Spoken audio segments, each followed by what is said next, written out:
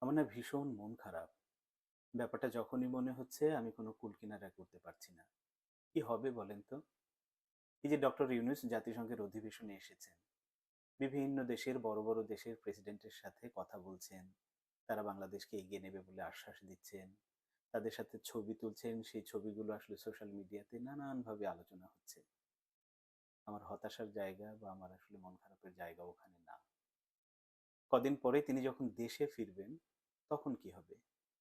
আমরা আগে দেখতাম যেকোনো সফর শেষে দেশে ফিরেই বিশাল একটা সংবাদ সম্মেলন হতো। সেখানে কি সুন্দর আমার সাংবাদিক বড় ভাইরা তেলে ভাজা মচমচে প্রশ্ন করতেন। এবার কি সেটা হবে না?